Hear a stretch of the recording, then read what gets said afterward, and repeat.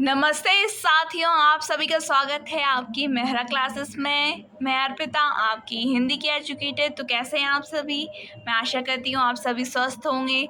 देखिए, आज हम क्या है, हमारे इकाई 7 जिसका नाम क्या है, हिंदी साहित्य का आधुनिक काल, जिसमें हमें क्या देखना है, गद्य खंड देखना है। गद्य खंड में आज हम क्या देखेंगे, हमारी हिंदी कहानियाँ। इसका देखिए, हिंदी कहानी का उद्भव और विकास। ठीक है, इसमें हमारी कुल कितनी है, 10 कहानियाँ लगी हुई हैं, जिसमें हमें आज कौन कौन सी दिखेंगी। देखो, आज हम 5 कहानियाँ देखेंगे। देखिए, टोकरी भर मिट्टी माधवराव शप्रे की है, जो उसने कहा था। चंद्रधर शर्मा गुलेरी की है। नशा मुंशी प्रेमचंद की है। पुरस्कार जयशंकर प्रसाद की है। और तीसरी कसम फणीश्वर नाथ रेणु की है। तो मैं आशा करती हूँ आप सभी ने ये 5 कहानियाँ पढ़ी होंगी। ठीक है, और अगर नहीं पढ़ी है तो पहले 5 कहानियाँ पढ़ लेना आप, फिर एक कक्षा आपको बहुत अच्छी लगेगी, मैं आशा कर सकती हूँ। ठीक है, 5 कहानियाँ हम आज देख लेंगे और 5 कहानियों की हम बाद में देखेंगे। ठीक है, तो जिससे आपको दिक्कत नहीं आएगी कि एक साथ इतनी सारी करवा दी। पर हाँ, जो आज हम क्लास लेंगे उसमें हमारी क्या है, प्रश्न मिक्स रहेंगे कि एक ही का, जैसे ऐसे नहीं है कि जैसे टोकरी भर मिट्टी के उसी के प्रश्न रहेंगे, बीच में आते जाते रहेंगे अलग अलग कहानियों की। ठीक है, तो जैसे आपकी परीक्षा में आता है तो आपको समझ में ना आए, ठीक है, नहीं आता कि कौन सी कहानी का हो सकता है, थोड़ा दिमाग लगाना पड़ता है। इसलिए यहाँ भी मैंने वैसे ही किया है। अगर आप क्रम से दे देंगे तो आप आसानी से कर लेंगे, इसे थोड़ा सा आपको टफ बनाना पड़ता है ना चीज़ों को। ठीक है, आगे बढ़ते हैं हम। देखिए, अब हमारा पहला प्रश्न क्या है, तो पहला प्रश्न है हमारा, किसी श्रीमान जमींदार के महल के पास एक गरीब अनाथ विधवा की झोपड़ी थी। ठीक है, जमींदार को अपने महल कहाँ था, मतलब उसे अपना महल की जो आगे की जमीन वगैरह है उसको बढ़ाना था। ठीक है, महल क्षेत्रफल बढ़ाना, सीधे कह सकते हैं हम। उस झोपड़ी तक बढ़ाने की इच्छा हुई, मतलब सामने पास में एक झोपड़ी होगी, उस तक उसको बढ़ाना था। तो क्या है, उपरोक्त पंक्तियाँ किस कहानी की प्रारंभिक पंक्तियां हैं, आपको ये बताना है। क्या है पंक्तियां, किसी श्रीमान जमींदार के महल के पास एक गरीब अनाथ विधवा की झोपड़ी थी। जमींदार को अपने महल कहाँ था, उस झोपड़ी तक बढ़ाने की इच्छा हुई। ठीक है, तो आप इसको बताना है किस कहानी से ली गई है ये। तो एक टोकरी भर मिट्टी, पूष की रात, संबंधिया या ठाकुर का कुआं। तो आपको पहले पता होना चाहिए कि ये कहानियाँ किस किस की हैं। एक टोकरी भर मिट्टी किसकी है, आप हल कीजिए जब तक प्रश्न, में उसकी डिटेल बताती हूँ। तो ये किसके, हमारे माधवराव शप्रे की। ठीक है, शप्रे की कहानी है। और पूष की रात ये हमारे प्रेमचंद जी की है, प्रेमचंद। और सबदिया ये किसकी है, फणीश्वर नाथ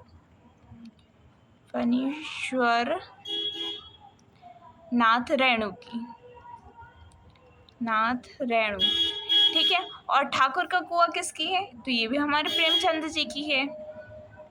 ठीक है, अब देखिए, आप इसको प्रश्न को हल करने का मैं एक तरीका बताऊं। आपके पाठ्यक्रम में कितनी कहानियां हैं, 10 कहानियां हैं। ठीक है, और उन कहानियों में से इनमें से एक कहानी आपके पाठ्यक्रम में है, तो वो कौन है, आपकी टोकरी भर मिट्टी। ठीक है, एक टोकरी भर मिट्टी, और बाकी ये अलग हो गई जो हमारे पाठ्यक्रम में नहीं है।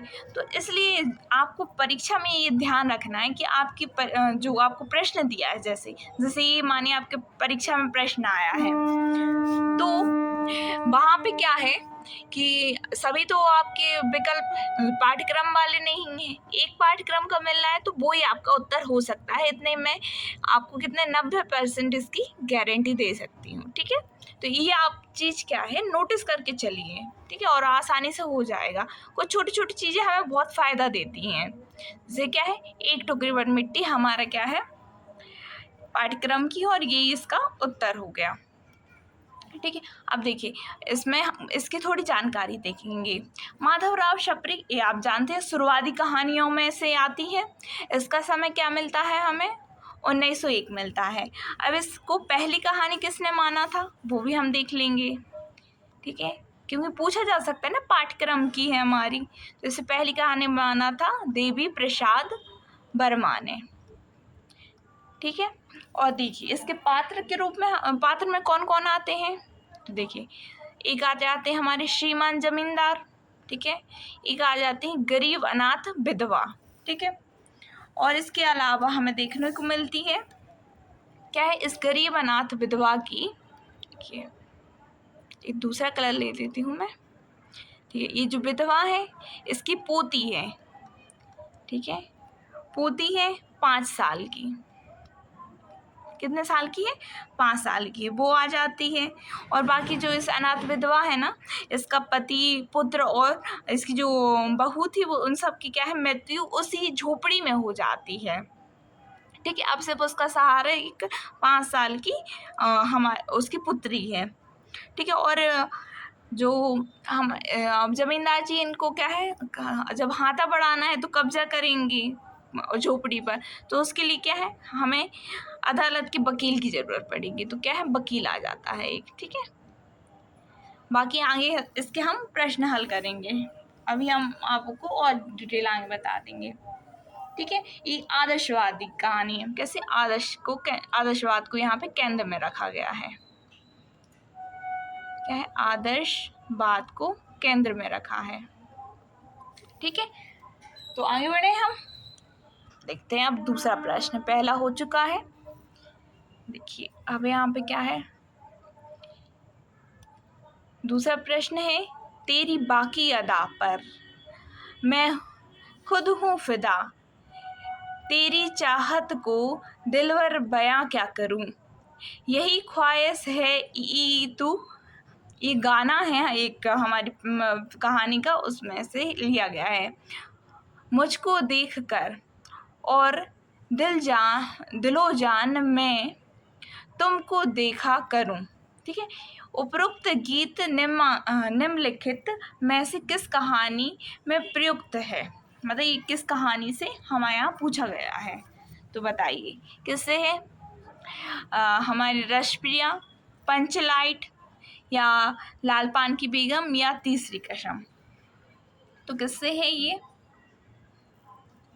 देखो ये हमारी सारी कहानियाँ किसकी हैं, किसकी हैं सारी कहानियाँ, तो ये सारी कहानियाँ हमारे फणीश्वर नाथ रेणु जी की हैं। किसकी हैं, रेणु की हैं, फणीश्वर नाथ रेणु जी की हैं। अब फणीश्वर नाथ रेणु जी का जन्म वर्ष कितना है, हमें ये भी पता होना चाहिए उनका जन्म वर्ष कितना है। तो उनका जन्म वर्ष है 1921। ठीक है, अब यहाँ भी वही प्रश्न उठता है आपके सामने कि हमारे पाठ्यक्रम की कौन सी रचना है। तो हमारे पाठ्यक्रम में क्या है, लगी है तीसरी कसम है। आप जानते हैं तीसरी कसम हीरामन और हीराबाई की कहानी है, जिसमें क्या है, हमारी जो हीराबाई है वो नौटंकी कंपनी में काम करती हैं, और वहाँ पे ये गाना होता है, तेरी बाकी अदा पर मैं खुद हूँ फिदा। ठीक है, तो ये उसमें बहुत सारे गीत आए हुए हैं, तो मैं आपको हो सकता है तो अलग से एक प्रोवाइड करा दूंगी, इसमें जो सारे गीत आए हैं क्रम से। ठीक है, तो इसका उत्तर हमारा क्या होगा, तीसरी कसम। अब बताइए तीसरी कसम हमारी किस कहानी संग्रह में संकलित है। देखिए ये भी तो प्रश्न आता ही है ना, आपको पता होना चाहिए किस कहानी संग्रह में संकलित है और किस पत्रिका में प्रकाशित हुई थी। ये सब छोटी छोटी चीज़ें ना बहुत याद रखनी पड़ती हैं हमें। तो देखिए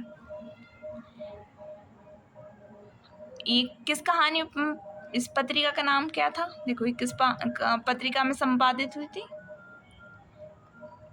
प्रकाशित हुई थी, तो अपरंपरा। ठीक है, ये नाम याद रखना। और ये किस में संकलित है, तो ये हमारे ठुमरी कहानी संग्रह है, उसमें संकलित है। किसमें, ठुमरी कहानी संग्रह, उसको ठीक है क्या है, कहानी संग्रह।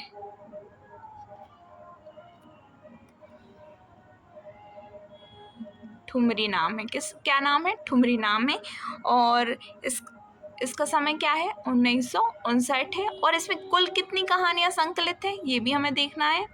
तो इसमें हमें कितनी कहानियाँ मिलती हैं? 9 कहानियाँ संकलित मिलती हैं, 9 कहानियाँ, ठीक है। उसमें से मैं आपको नाम ऐसे ही बता दे रही हूँ। क्या है? रसप्रिया मिलती है, देखो जैसे ये है ना, ये हमारी ठुमरी में भी आ जाती है।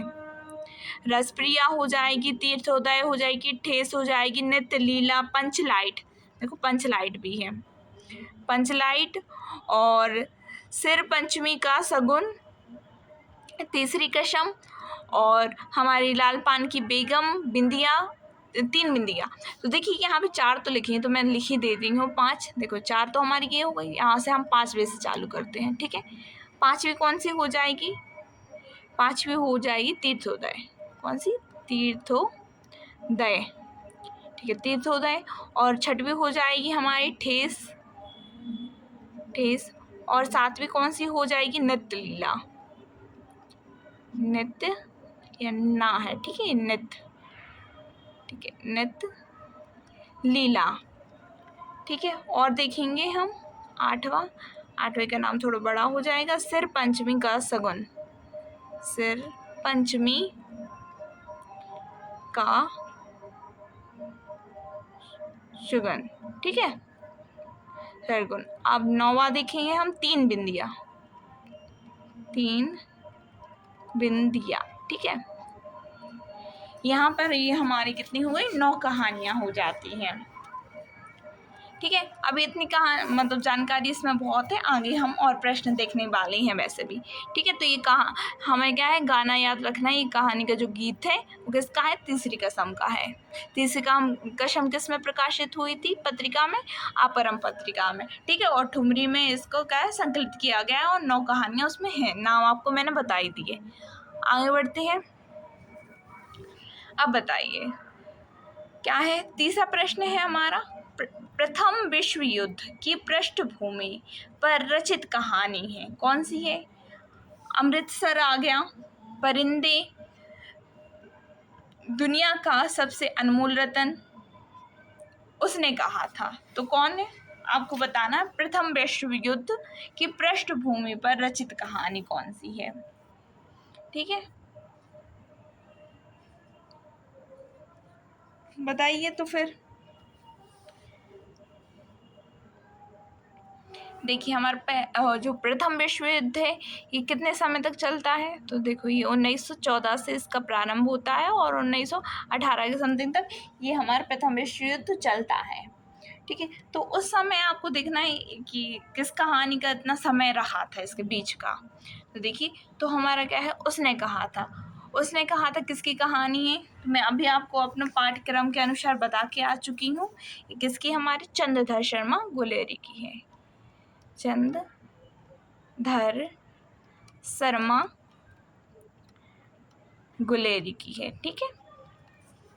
और इसका समय कितना है? तो इसका समय हमें मिल जाता है 1915, ठीक है। इस कहानी को शुक्ल जी बहुत महत्व देते हैं, और इसके कई कथन रहते हैं जो हमारे परीक्षा में पूछे जाते हैं। और पिछले साल मतलब जो हमारा एग्ज़ाम हुआ था उसमें भी MPSC प्रोफेसर वाला इसके जो शुक्ल जी की कथन ना वो पूछे गए थे। आगे मैंने वो भी आपको रखे हुए हैं। तो देखिए इसमें कौन कौन पात्र रहते हैं? लहना सिंह, ठीक है, और बजीरा सिंह, और जो उसने कहा था, तो ये किसने कहा था? एक बहुत प्रश्न आता है, ठीक है। तो वो लड़की कौन थी? किसने कहा था? होरा, ठीक है, होरा रहती है। बाकी इसकी कहानी में थोड़ी आपको बाद में बता रही हूँ, ठीक है। आगे चलते हैं अभी हम। देखिए तीसरी कसम कहानी के पात्र देखना है हमें यहाँ, ठीक है। चौथा प्रश्न है तीसरी कहानी के पात्र, बताइए कौन है? रमपतिया, चुरमुनिया, धुन्नीराम, पलटदास। तो यहाँ पे हमें जो सही विकल्प है उसका चयन करना है। तो जैसे AB है, या BC है, या BD है, या BD छोटा हो गया, या CD है। तो क्या आएगा हमारे उत्तर, क्या होगा बताइए।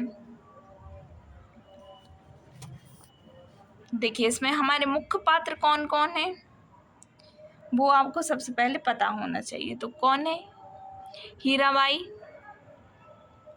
हीराबाई, ठीक है, और हीरामन, हीरामन, देखिए आपको पता है इसमें क्या है, जो हीराबाई है ना और हीरामन, जब हीराबाई को पता चलता है जो बैलगाड़ी चला रहा है उसमें जो बैठा है उस गाड़ी चला रहा है उसका नाम क्या है, हीरामन है, तो इसका भी हीरा नाम है। तो पता है इसको क्या कहती हैं हीराबाई हीरामन को, कि अब तो मैं तुम्हें क्या कहूँगी, मीता कहूँगी। ठीक है, मीता कहती हैं, मतलब दोस्त हमारा कि नाम एक सा मिल रहा है उस कारण से। ठीक है, तो ये दोनों क्या है, हमारे मुख्य पात्र में आते हैं, हीरामन और हीराबाई। इसके बाद होते हैं जो हीरामन रहते हैं, इसके दोस्त रहते हैं कुछ। ठीक है, उसके नाम आते हैं, जैसे यहाँ पे हम देखेंगे तो कौन है, लालमोहन, लालमोहर, पलटदास। देखो यहाँ पे पलटदास है हमारे विकल्प में, तो ये हमारा क्या है, सही हो जाएगा, पलटदास। ठीक है, पलटदास। और देखेंगे हम लहसनवा, लहसनवा। ठीक है, धुनीराम,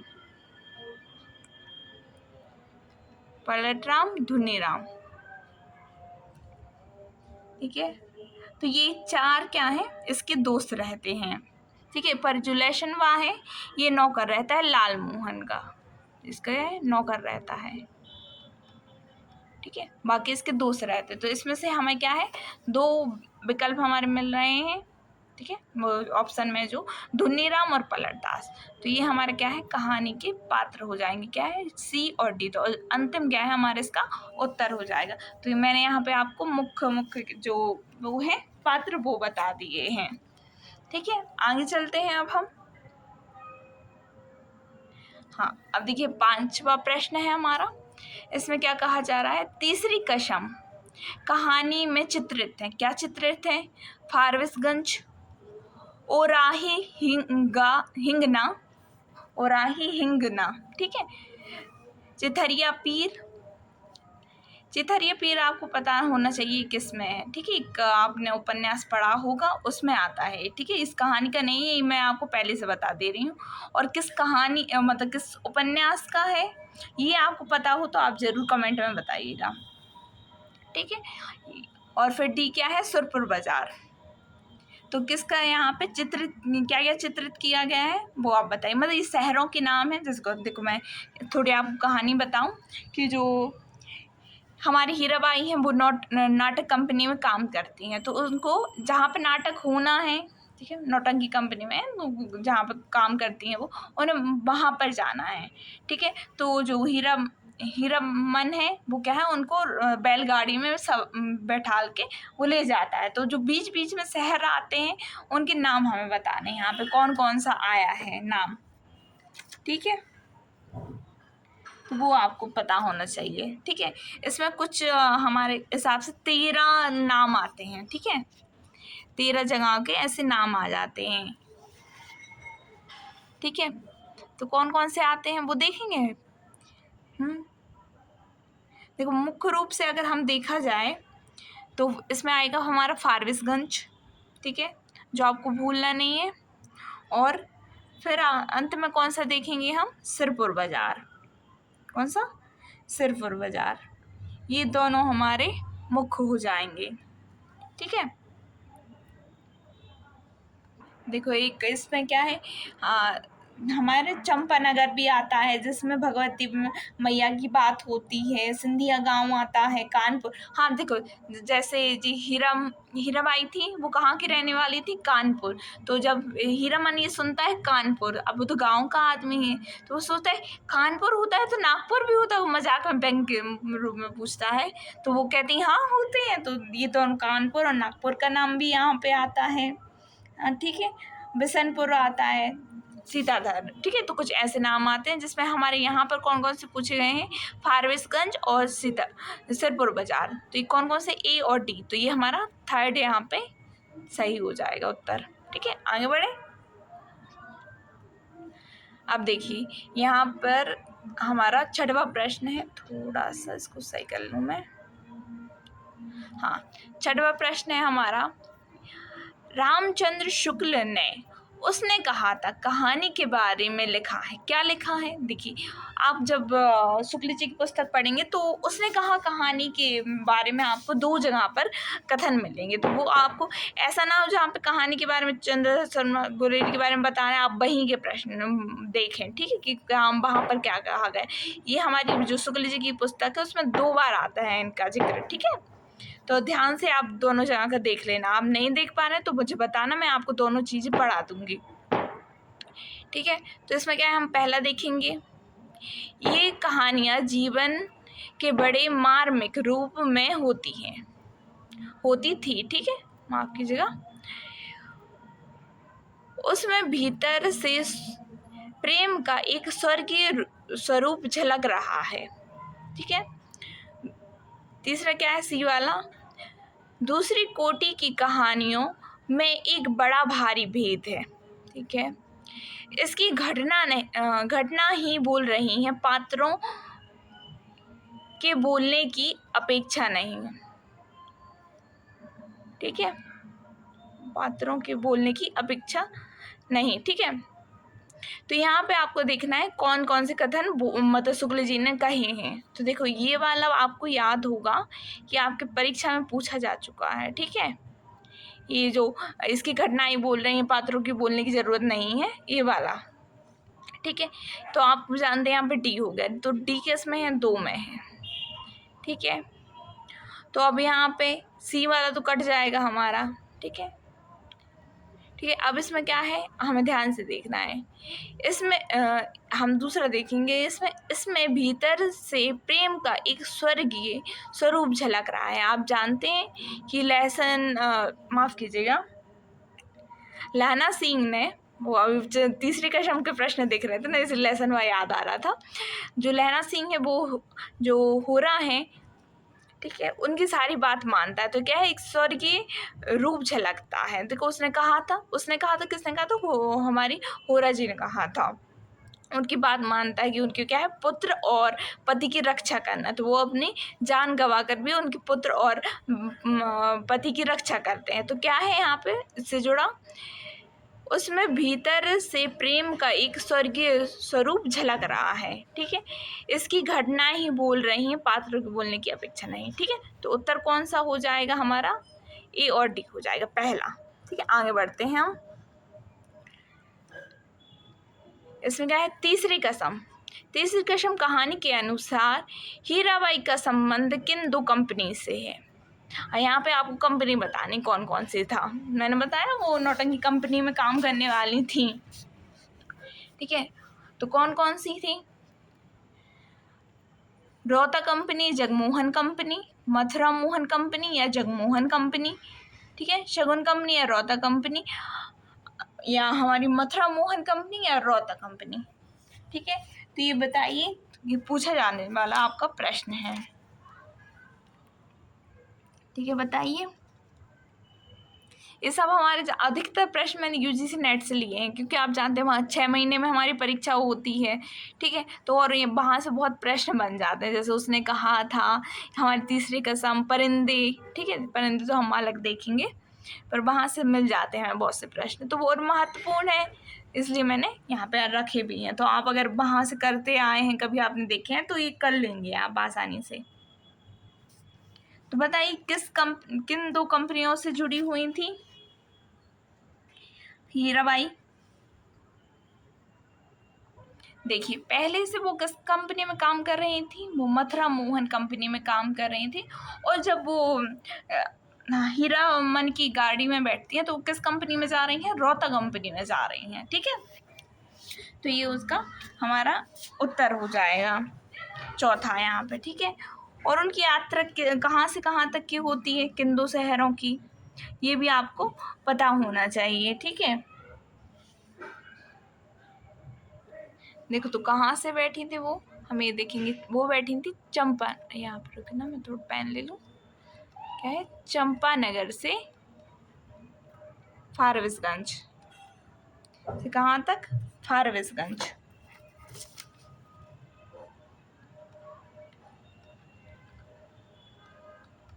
देखो, तो इनका सफ़र कितना होता है, चंपानगर से फारबिसगंज तक का, ठीक है। और किस कंपनी में थी? मथुरा मोहन कंपनी और फिर रौता कंपनी। आगे बढ़ते हैं। ठीक है, अब देखिए 8वां प्रश्न है, एक टोकरी भर मिट्टी कहानी के अनुसार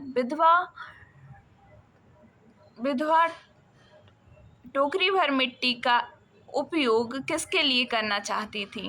ठीक है, जो एक टोकरी लेके आई थी, जो मिट्टी लेके आई थी, उसका उपयोग किस लिए करना चाहती थी? पौधे लगाने के लिए, घर बनाने के लिए, चूल्हा बनाने के लिए, या चौका तैयार करने के लिए? तो क्या है, जो जमींदार है उसको हाथा बढ़वाना था, तो उसने अब अनाथ विधवा थी, अब वो क्या कर सकती थी, तो जमींदार ने उसकी जगह ले ली। ठीक है, अब उसकी पोती थी, अब वो कहीं और जाके रहने लगी, पर जो उसकी पोती थी, अब 5 साल की पुत्री, देखो 5 साल की थी पोती, 5 साल की पोती, अब उसने खाना पीना छोड़ दिया था, तो जो अनाथ विधवा थी वो एक टोकरी भर क्या है मिट्टी ले जाती, किस लिए ले जाती है? चूल्हा बनाने के लिए, कि उसकी बना खाना पीना वो खा सके। ठीक है, तो यहाँ पर हमारा ये इसका उत्तर क्या हो जाता है? चूल्हा बनाने के लिए गई थी। अब हमारा 19वां प्रश्न, माफ कीजिएगा 9वां प्रश्न देखेंगे हम। 9वां प्रश्न देखिए, इसमें सूची मिलानी है आपको, तो यहाँ पर क्या है, सूची बने, उसने कहा था में आए क्या है पंजाबी शब्द हैं और उनके हिंदी अर्थ दिए गए हैं, तो आपको मिलाना है। तो बताइए, कुड़माई, घुमाव, खोते, तिमरिया या तिमी? तो बताइए, बहुत आसान है वैसे तो, आप कर लेंगी क्योंकि कहानी तो आपने पढ़ी होगी। देखो, गधा, मंगनी, स्त्रियां या जमीन की नाप, तो क्या क्या इसका अर्थ हो जाएगा? देखो, तो आपने जब देखो पहले कहानी की जब शुरुआत होती है, आपने देखा होगा, तो एक दुकान पर दोनों मिलते हैं, लाना सिंह और हुर्रा, जब उनको एक दूसरे के बारे में कुछ पता नहीं होता, पर क्या है हर दूसरे तीसरे दिन वो किसी ना किसी कारण वहाँ पे मिल ही जाते हैं, तो वो लड़का लड़की से पूछता है, तेरी कुरमाई हो गई? कुरमाई का क्या है? मंगनी से है। तो ए का क्या है? सेकंड दिखना है, तो सेकंड हमें 2 में दिख रहा है। ठीक है, 2 में दिख रहा है। फिर उसके बाद खोते, तो सब जाने खोते का पुत्र, आपने बहुत पंजाबी में सुना होगा, तो उसका अर्थ क्या हो जाएगा? गधा हो जाएगा। तो सी का फर्स्ट देखेंगे और यहीं से हमारा उत्तर हो जाएगा, ज़्यादा आगे बढ़ना ही नहीं पड़ा। तो देखो, घुमाव का अर्थ क्या है? जमीन की नाप, और तिमरियों या तिमी, ये क्या है? स्त्री के बारे में कहा जाता है। तो इसका हमारा उत्तर क्या हो जाएगा? तीसरा हो जाएगा। ठीक है, तो आगे बढ़ते हैं हम अब। ठीक है, 10वां प्रश्न है, क्या कहा जा रहा है? 10वें, नननपुर हाट का जिक्र किस कहानी में आया है? तो ये तो मैं शायद आपको बता चुकी होंगी। सिक्का बदल गया, तीसरी कसम अर्थात मारे गए गुलफाम, कोशी का घटवा, एक टोकरी भर मिट्टी। तो इसमें आपको ज़्यादा सोचना नहीं है, इसका अर्थ हमारा क्या हो जाएगा? तीसरी कसम, उफ मारे गए गुलफाम। अब इसका नाम तीसरी कसम क्यों है? जो हमारा हीरामन है वो क्या है? 3 कसम खाता है। वो 3 कसम कौन कौन सी हैं? ठीक है, बताइए। एक तो वो खाता है, कभी क्या है, चोरी का माल नहीं ला देगा। ठीक है, चोरी का माल नहीं ला देगा। ठीक है, और कभी क्या है, जो बांस रहते हैं ना, बांस, वो नहीं ला देगा, क्योंकि बांस से क्या है उसकी अब देखो, बांस का क्या है आकार बड़ा होता है, आप सभी जानते हैं। ठीक है, जिसके कारण क्या है जो गाड़ी क्या है अनबैलेंस हो जाती है, मतलब क्या है बांस बाहर निकल जाते हैं, उस कारण से वो बांस ना कभी गाड़ी में रखने की बात करता है। क्या है? बांस नहीं ला देगा। और तीसरी कसम क्या खाता है? तीसरी कसम इसलिए नाम दिया गया है कहानी को कि जो हीराबाई है वो क्या है नाटक कंपनी में काम करती है, वो कहीं ना कहीं हीराबाई को चाहने लगता है, पर जो बाई है वो भी उनको चाहती है, पर क्या है वो नाटक कंपनी की औरत है और समाज में उससे क्या क्या बोला जाता है, तो वो क्या है हीरामन पर वो असर नहीं पड़ना देना चाहती थी। ठीक है, तो इसलिए कुछ बातें ऐसी नहीं होती हैं, पर जो बताया जाता है कहानी के अनुसार वो ऐसे ही दिखता है हमें। तो वो अंत में कसम खाता है कि मैं कभी जो नाटक कंपनी की औरत को नहीं बैठा लूँगा। कौन सी? नाटक कंपनी की, नौटंकी वाली कंपनी मतलब कंपनी की औरत को। ठीक है, औरत को अपनी गाड़ी में नहीं बैठा लूँगा। ठीक है। तो ऐसे 3 कसम वो खाता है। चलिए तो फिर आगे बढ़ते हैं। ठीक है, हमारा क्या है, 11वां प्रश्न आ गया है। 11वें प्रश्न को हम देखेंगे। उसने कहा था कहानी के आधार पर उपरोक्त कथन है, क्या है वो हम देखेंगे। लाहौर के बम्बू काट बालों की बोली कैसी मरहम लगाने का काम करती है। ठीक है, बहुत ध्यान से पढ़ना, मैं आपको पहले से बता दे रही हूँ, तभी आप इसको हल कर सकेंगे। ठीक है, क्या है, लाहौर मतलब शुरुआत होती है ना तब नाम आते हैं कुछ ऐसे। लाहौर की बम्बू काट बालों की बोली मरहम लगाने का काम करती है। ठीक है, दूसरा देखें, वजीरा सिंह पलटन का विदूषक था।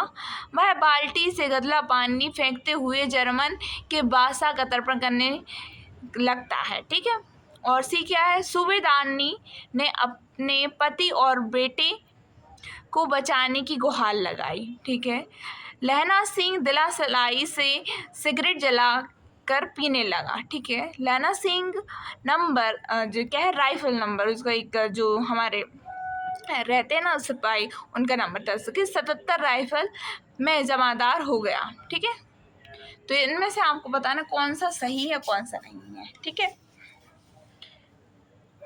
तो बताइए। देखिए, लाना सिंह 77 राइफल में जमादार हो गया, तो ये क्या है, सही है।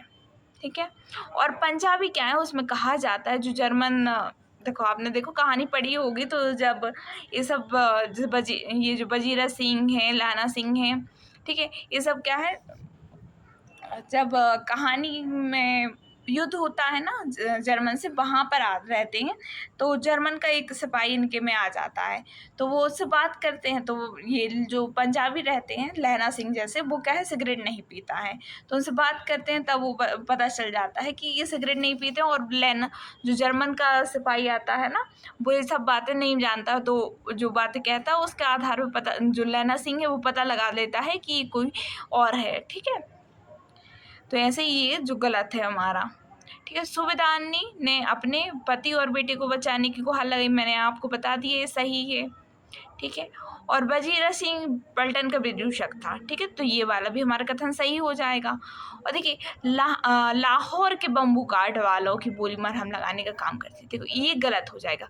इतना तो सही है, पर यहाँ पर क्या है, लाहौर की जगह क्या है हमारा अमृतसर होता, तो ये प्रश्न हमारा सही हो जाएगा, क्योंकि जो शुरुआत की कहानी होती है ना, वो कहाँ से, अमृतसर से चलती है। ठीक है, वहाँ पे एक दुकान पर वो दोनों मिलते हैं, उसकी कहानियाँ चलती है, फिर कुछ सालों बाद की आगे की कहानी रहती है, जहाँ पे ये जो युद्ध का वर्णन है ना कहानी में वो बताया जा रहा है।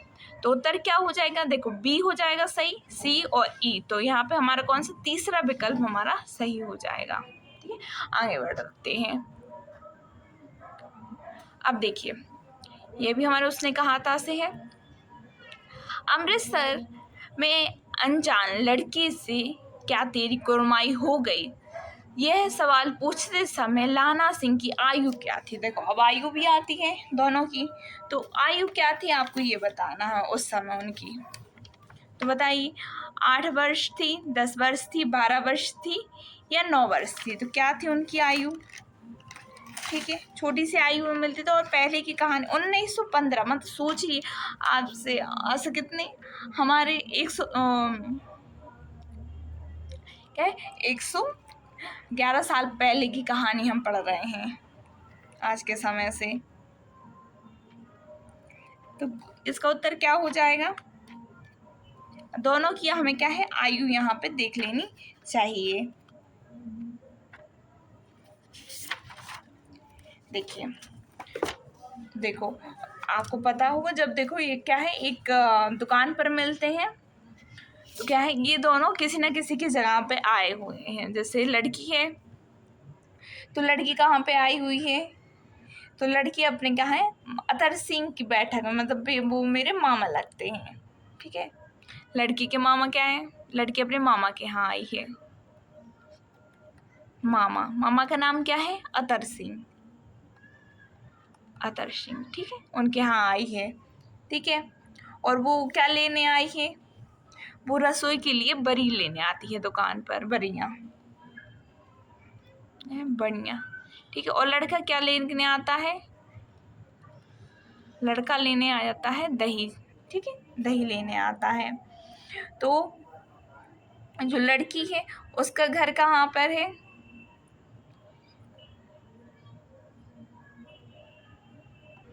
तो देखिए यहाँ पे वो एक दूसरे से पता पूछते हैं, तुम कहाँ की रहने वाली हो?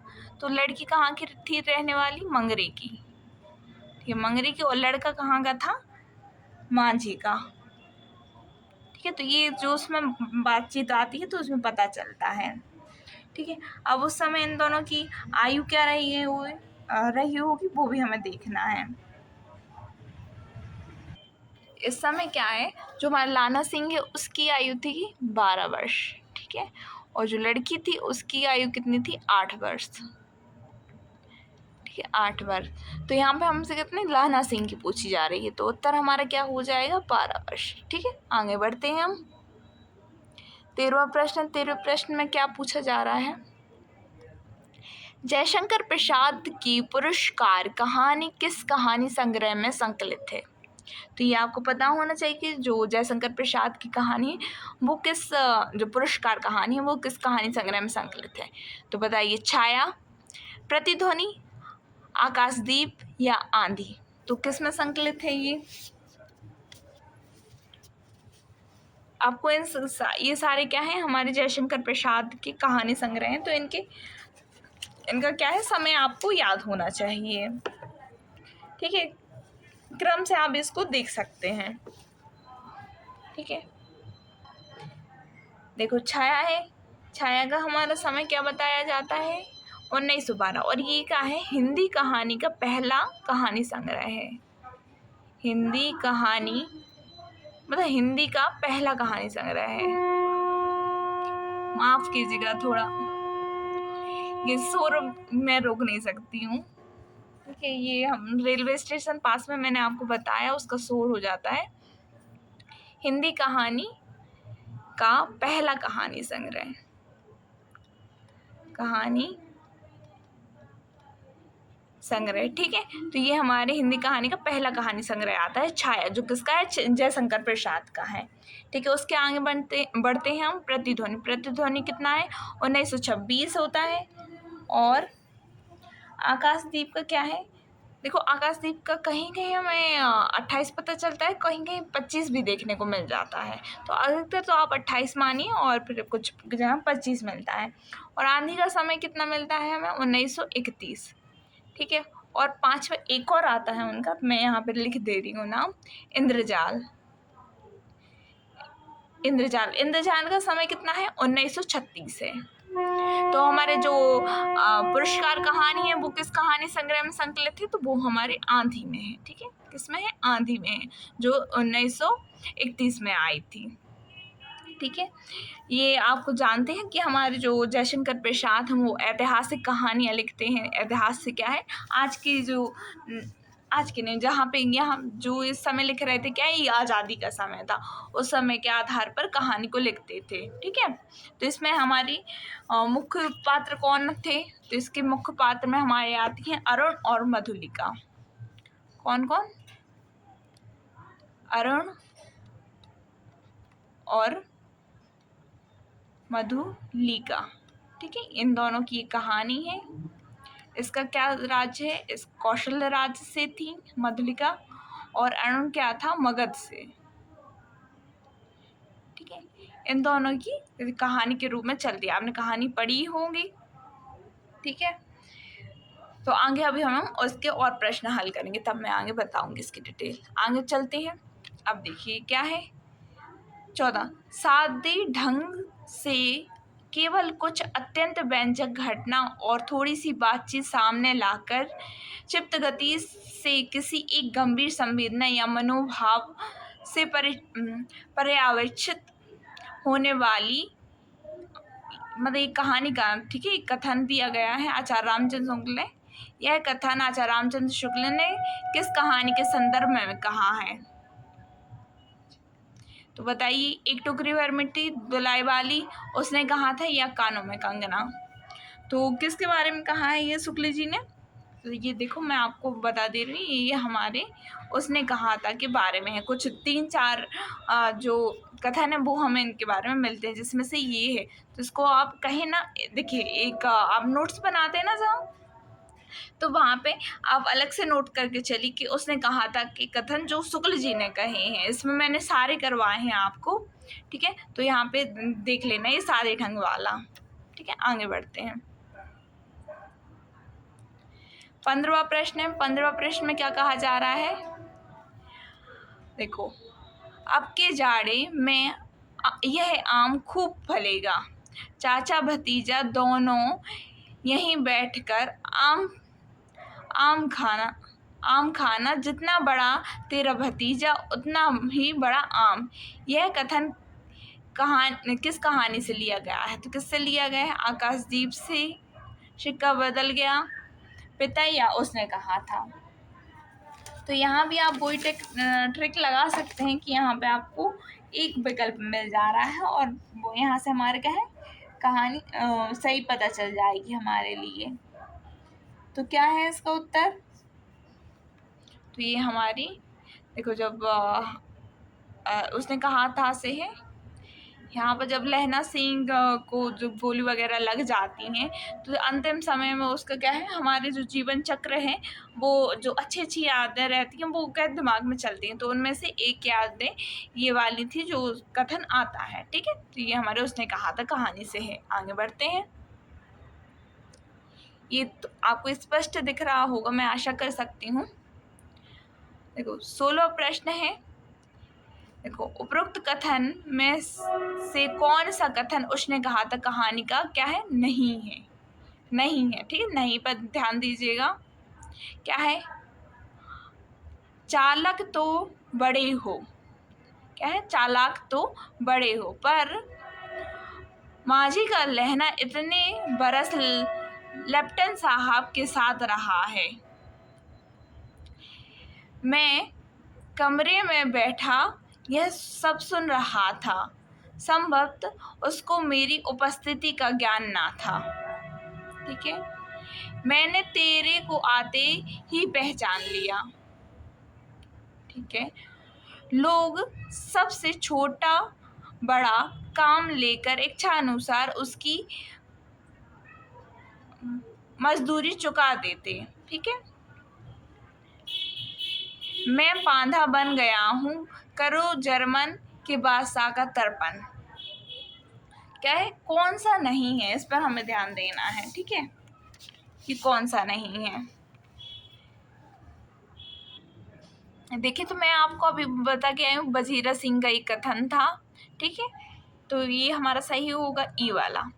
फिर आगे बढ़ते हैं। जैसे हम देखेंगे यहाँ पे लोग उसे छोटा बड़ा, ये कोई कथन उसका नहीं है, ठीक है, हटा दे। मैंने तेरे को आते ही पहचान लिया, ये क्या है, जो हो रहा थी सुविधान नहीं हो रहा, उनका एक कथन है, ठीक है। अब यहाँ पर क्या है, ये तो जो आपने लंपट साहब वाला मैंने आपको जर्मन की कहानी सुनाई है वहाँ पर था, ठीक है। मैं कमरे में बैठा यह सब सुन रहा था, ये क्या है, कोई उसका कथन नहीं है कहानी का।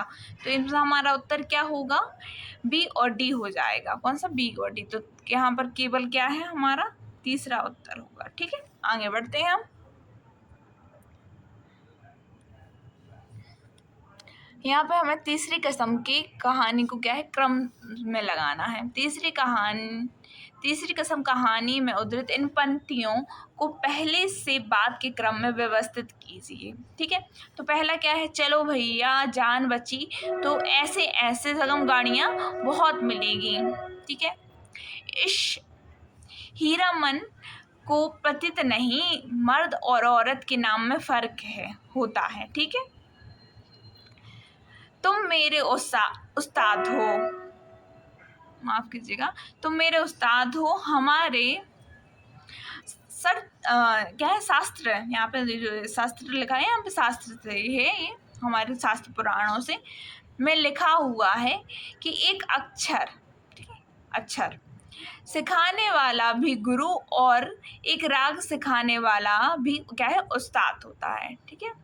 और डी क्या है, और इस बार जनानी सवारी औरत या चंपा का फूल, जब से गाड़ी मह कर रहा है। ठीक है, इस हरदम रुपया पैसा, रखिए रुपया पैसा, क्या करेंगे चादर। ठीक है, ये अंतिम वाला प्रश्न आ जाएगा। ठीक है, मतलब ऐसा अंतिम कथन में है, तो बताइए कौन सा है। देखो, तो जब क्या है, ये जो चोरी की मैंने आपको तीसरी कसम में 2 कसम बताई थी ना चोरी वगैरह की, तब ये वाले कथन हमें मिलता है जहाँ तक चोरी का कथन था। ठीक है, जब चोरी हो जाती है ना, हाँ, जब उसकी चोरी का माल लिए रहता है ना, तो क्या है, गाड़ी पकड़ी जाती है, तो फिर वो क्या है, अपने बैलों को छुटा के चला जाता है, तो ये वहाँ पर आ जाता है। तो ये हमारा क्या है, पहली पंक्ति हो जाएगी। ठीक है, उसके बाद हम देखते हैं क्या है, तो देखो ये वाला आएगा, डी आएगा हमारा कि और इस बार जनानी सवारी औरत या चंपा का फूल, जब से गाड़ी मह कर रही है। तो ये क्या है, दूसरा हो जाएगा हमारा। तो क्या है, पहला और दूसरा। अब हम देखेंगे ए और डी। तो देखो ए और डी हमें यहीं से मिल गया, अंत में ये आएगा, ये आएगा, तो ये क्या हो जाएगा, 5वां हो जाएगा। ठीक है, तो उत्तर हमारा पहले से हमें पता चल गया। ठीक है, तो ये हमारा उत्तर हो जाएगा। और इसमें क्या है, तीसरे में आ जाएगा हमारा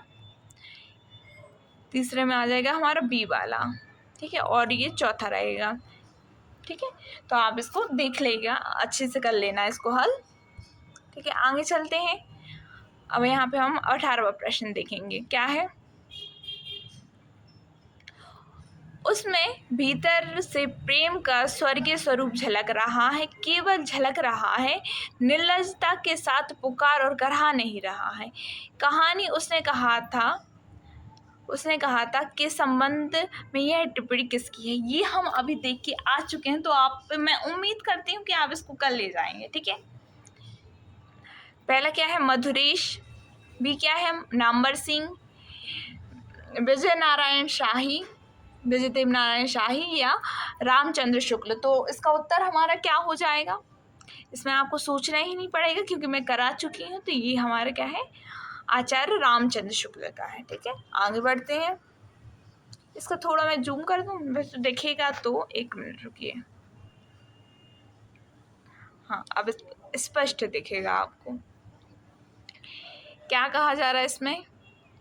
देखो, 19वां प्रश्न है, उसने कहा था कहानी के आधार पर कौन से कथन सत्य हैं। कौन सा है, देखो, एक क्या ए वाला है, एक गोभी वाले के ठेले में दूध उड़ेल दिया। मतलब क्या है, जब लाना सिंह को पता चलता है ना, जब बचपन ही में रहते हैं कि हो रहा की कुरमाई हो गई। ठीक है, तो उसको क्या है, एक झटका सा लगता है, तो उसमें कुछ वो ऐसी हरकतें करता है, मतलब एक ऐसा नहीं रहता कि थोड़ा पागल नहीं होगा, मतलब मंदहोश की आस पूरे अच्छे या चेतन मन उसके साथ नहीं था, तो कुछ घटनाएं होती हैं। ठीक है, और उसमें से क्या है, कौन सी घटना यहाँ पे सही है वो आपको बतानी है। क्या है, मृदा से टकरा कर अंधे की उपाधि पाई। ठीक है, एक छाड़ी वाले ने दिन भर की कमाई खाई, लड़की पर पत्थर मारा। ठीक है, कुत्ते को मोरी में धकेल दिया। तो कौन सा उत्तर यहाँ पे हमारा सही होगा, देखेंगे। देखिए कौन कौन सा यहाँ पे सही हो जाएगा। तो पहले तो हमारा ए सही हो जाएगा। ठीक है, ये वाला आप याद रखना है, एक गोभी वाले के ठेले में दूध उड़ेल दिया। ठीक है, और क्या है, तो उसके बाद देखेंगे हम, एक छड़ी वाले क्या है, दिन भर की कमाई खाई। ठीक है, ये हमारा सही हो जाएगा। और फिर देखो यहाँ पे ए और सी हमें देखने को मिल रहे हैं, तो इसमें देखो हमें ये देखने को मिल गए हैं। और यहाँ पे देखो वृद्धा से टकरा नहीं था, देखिए वृद्धा से नहीं था, ये किससे थी, वैष्णवी से थी। ठीक है, वैष्णवी से टकराकर अंधे की उपाधि पाई थी। ठीक है, और इसमें जैसे लड़के को पत्थर मारा था, नहीं, तो यहाँ पे किसको पत्थर मारा था, उसने कुत्ते को मारा था। क्या है, किसको मारा था, कुत्ते को। तो ये हमारा उत्तर हो जाएगा। और यहाँ पे देखो ये मोरी की यहाँ पे यहाँ कुत्ते में लड़का आएगा, ठीक है, लड़के को मोरी में धकेल दिया। तो ये कुछ इसके बदलाव करके तो हमारा इसका क्या है, ये बाकी सारे भी हो जाएंगे, पर हमारे प्रश्न के अनुसार कौन सी सही है, ए और सी सही है। तो क्या हो जाएगा, हमारा पहला हो जाएगा। ठीक है, आगे बढ़ते हैं। थोड़ी मैं इसको जूम आउट कर दूँ।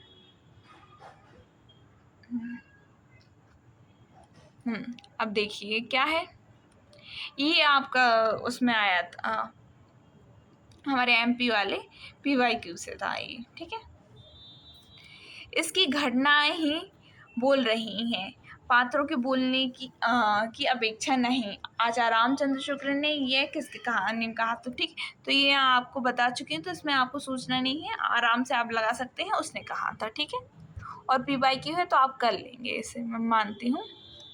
अब देखिए 21वां है, मरे हुए मूर्तों की गूंगी आवाजें मुखर होना चाहती हैं। उपरोक्त पंक्ति किस कहानी से उद्धृत है? एक टोकरी भर मिट्टी से, नशा से, परिंदे से, या तीसरी कसम से?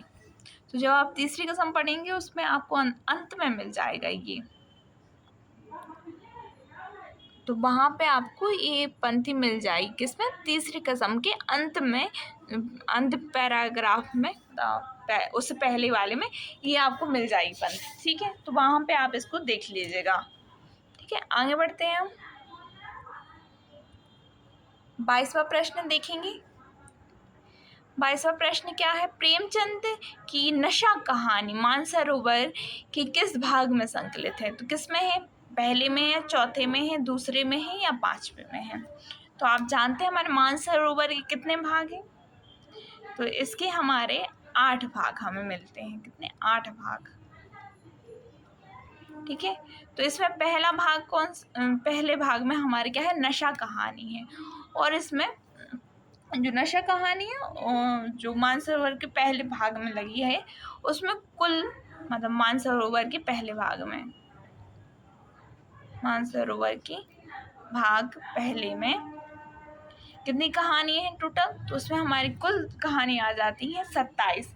वो मैं आपको नाम पढ़ के बता दे रही हूँ जिससे आपको एक आइडिया हो जाए। देखो उसमें सबसे आ जाएगी, एक मिनट,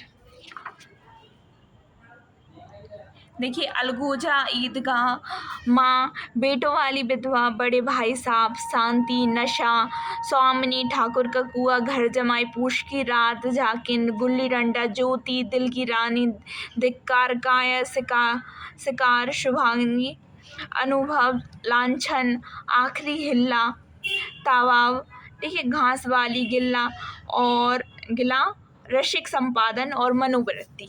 ये क्या है, 27 कहानियां हैं जो हमारे क्या है, मानसरोवर भाग 1 में संकलित है। ठीक है, आगे बढ़ते हैं अब हम। देखिए यहाँ बताइए, पुरस्कार कहानी किस प्रकार की कहानी है? आप बताइए किस प्रकार की है? नायिका प्रधान कहानी है, नायक प्रधान कहानी है, व्यंग्यात्मक कहानी है, या यथार्थवादी है? तो देखिए, अगर आप ध्यान से पढ़ेंगे कहानी तो आप बहुत आसानी से कर ले जाएंगे। देखो, यथार्थवादी के लिए जो समाज में होना चाहिए वो होना चाहिए। ठीक है, कि यथार्थ की कहानी है, तो ये यथार्थवादी कहानी नहीं है। इसमें थोड़ा हमें क्या है, आदर्श भावनात्मक है। कैसी है? आदर्श भावनात्मक। ठीक है, आदर्श भावनात्मक कहानी है ये। ठीक है, और इसमें व्यंग्यात्मकता कुछ है नहीं। और देखिए, नायक नायिका है, पर ये हमारी कहानी होती है मधुलिका पर आधारित, तो ये हमारी क्या हो जाती है, नायिका प्रधान। कैसी? माफ कीजिए, आप समझ लेना, मधुलिका। ठीक है, मधुलिका पर आधारित होती है। मधुलिका क्या होती है, एक स्वाभिमानी लड़की होती है जिसके क्या है, हमारे आप जानते हैं ऐतिहासिक कहानियों को आधार बनाकर प्रसाद जी कहानियाँ लिखते हैं, तो उसमें से ये हमारी क्या है, ऐतिहासिक के रूप में आ जाती है। जो मधुलिका है तो क्या है, ये जो हमारे कौशल राज्य से आती हैं। वहाँ पर जो किस राजा हैं, तो वहाँ पे राजा एक कृषि महोत्सव रखते हैं। तो उसमें क्या है, राजा किसी एक का अपनी प्रजा में से किसी का खेत चुनते हैं। ठीक है, तो उसमें क्या है, मधुलिका को उन्होंने खेत चुना था और फिर क्या है, मधुलिका वो अन्न डालती है और फिर राजा उसको क्या है, जो खेत है वो राजा का हो जाता है, पर उसका क्या है, 4 गुना दाम रहता है वो मधुलिका को मिल जाता है। पर मधुलिका स्वाभिमानी है, वो नहीं लेती। और क्या है, मधुलिका के पिता हैं, पिता का नाम क्या है, सहमित्र है, मतलब जो अब रहे नहीं है, जीवित है। पिता का नाम क्या है, सहमित्र। ठीक है, सहमित्र रहते हैं। तो वो क्या है कि जो कौशल राज्य के लिए अपनी किसी युद्ध में जान गंवा देते हैं। ठीक है, उस आधार पर ये कहानी चलती है।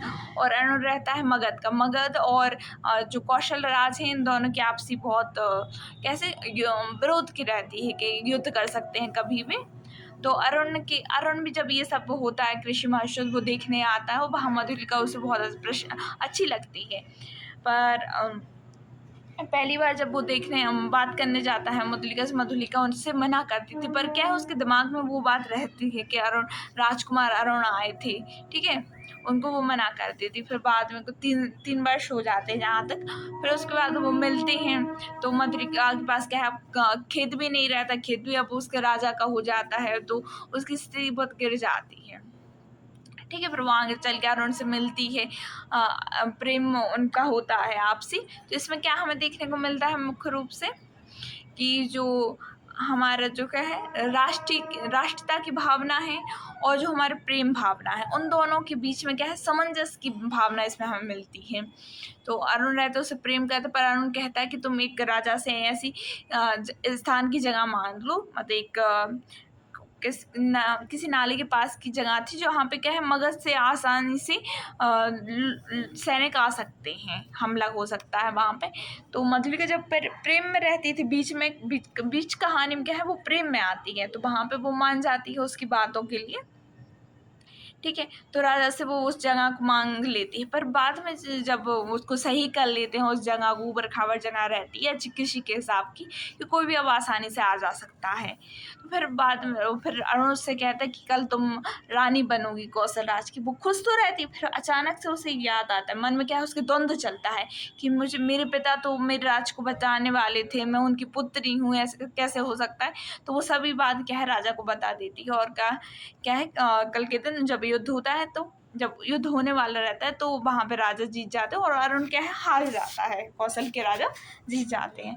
तो फिर वो भी क्या है, अंत में क्या, राजा पूछते हैं बताओ तुम्हें क्या चाहिए। जैसे अरुण को तो मृत्युदंड मिलता ही है, तो मधुलिका के मन में क्या है, विचार आता है कि मैंने अपना राष्ट्र के लिए जो कर्तव्य था, मैंने वो तो कर दिया है, पर अब मेरे जो प्रेम है उसके लिए मैं क्या करूं। तो प्रेम में अरुण को क्या है, मृत्युदंड मिला था, वो भी अपने लिए भी क्या है, मृत्युदंड ही मांग लेती। तो इसमें क्या है, हमें सामंजस्य दिखाई देता है। तो पूरी इस स्टोरी मैंने आपको यहाँ पे समझा दी है हमारे क्या है, पुरस्कार की।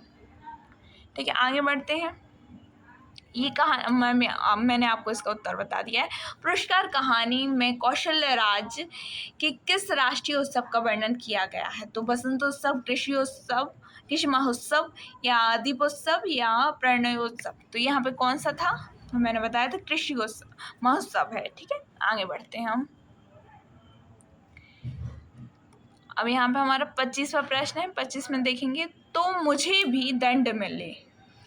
वाक्य पुरस्कार कहानी से मधुलिका के चरित्र की कौन सी विशेषता व्यक्त होती है। देश प्रेम की, व्यक्ति प्रेम की, देश प्रेम और व्यक्ति प्रेम प्रेम में संतुलन की, या कर्तव्यपरायण। तो बताइए ये किसका, मतलब इसका उत्तर क्या होगा।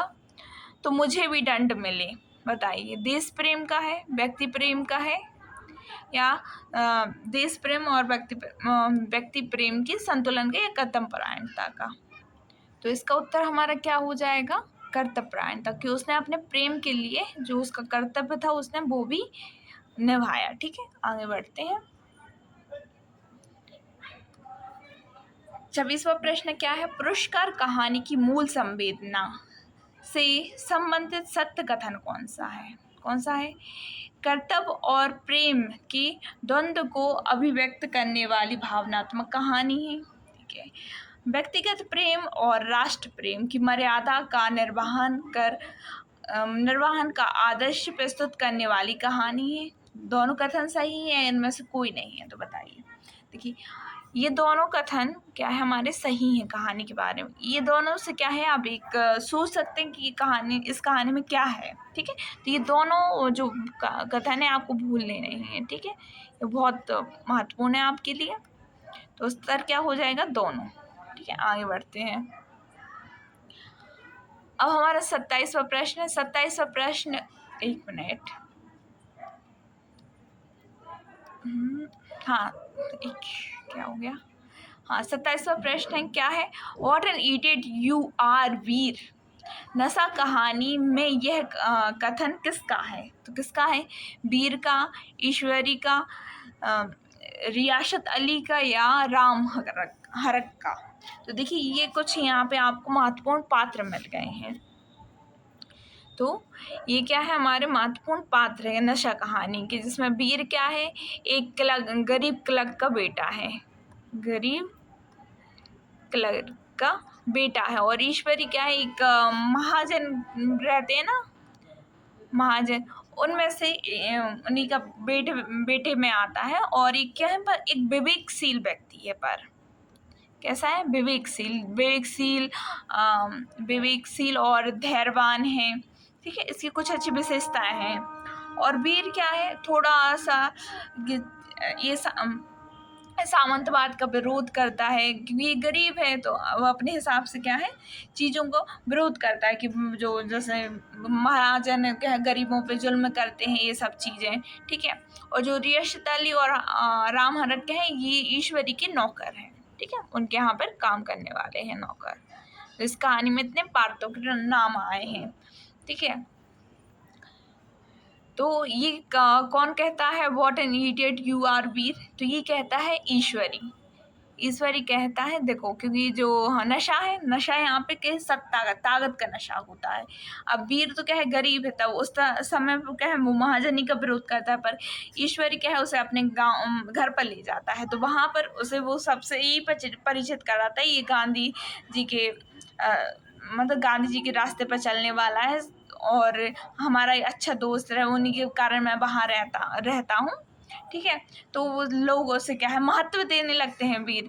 तो वीर का जो महत्व मिलने से क्या है, एक नशा चढ़ जाता है उसके पर। ठीक है, कि वो अब वैसे ही जिसका वो विरोध कर रहा था, जिस चीज़ों का, अब उन्हीं का वो समर्थन करने लगता है, वो चीज़ें उस पर अंदर आने लगती हैं।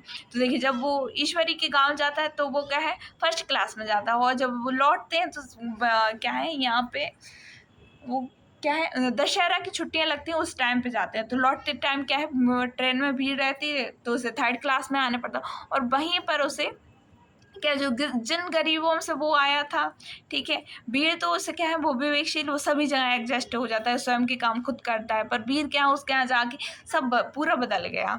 ठीक है, तो वह जब ट्रेन में आता है तो एक व्यक्ति को वो मार देता है। तो वहाँ पर ईश्वरी आराम से कहता है, what an idiot you are Veer. ठीक है, उसे मतलब उसकी सच्चाई उसके सामने दिखा देगी उसने। ठीक है, तो ये कथन किसका है, ईश्वरी का है। अब आगे आप बढ़ सकते हैं। देखो, ये क्या है, 28वां प्रश्न है हमारा, हमारे ऐश्वर्य ने वहाँ अपना रंग जमा लिया, मगर मुझे उसमें बैठना बुरा लग रहा था। यह किस कहानी का कथन है, तो बताइए। एक टोकरी भर मिट्टी, उसने कहा था नशा या तीसरी कसम। तो ये हमारा किससे हो जाएगा, ये कथन हो जाएगा हमारी नशा कहानी से। ठीक है, देखिए, अब मैं यहाँ पूछ रही हूँ, तो गलत हो, पहले रखना था मुझे ये प्रश्न, गलती हो गई। ईश्वरी किस कहानी का पात्र है, तो किसका है, आप सभी जानते हैं। तो ये हमारे किसका, नशा का हो जाएगा। ठीक है, पहले रखना था, वो दिक्कत हो गई। हाँ, ये बताइए, क्या है, नशा कहानी के अनुसार ईश्वरी के घर किस शहर में है। ये आपके नहीं होगा, होगा का घर किस शहर में है, तो किस में है, प्रयागराज में, प्रतापगढ़ में, मुरादाबाद में, या लखनऊ में। ठीक है, तो देखो, प्रयागराज में वो दोनों रहते थे। कौन रहते थे, वीर रहता था और ईश्वरी रहता था। ठीक है, साथ में पढ़ाई कर रहे थे। और फिर मुरादाबाद क्या है, ईश्वर का गाँव मतलब शहर है, वहाँ पे उसका घर है। ठीक है, इसका उत्तर क्या हो जाएगा? इसका उत्तर हमारा हो जाएगा मुरादाबाद। ठीक है, तो ये चीज़ें आप याद रख लीजिएगा। ठीक है, तो और यहाँ पर हमारे 30 प्रश्न कम पूरे हुए और आज की कक्षा हमारी यहीं समाप्त हुई। तो आप अवश्य ही बताएं आपको ये कक्षा कैसी लगी, तभी मैं इसका दूसरा पार्ट आपको कहानियों का यहाँ पे दूंगी। ठीक है, चलते तो फिर आज की कक्षा यहीं समाप्त करते हैं, हम चलते हैं। धन्यवाद।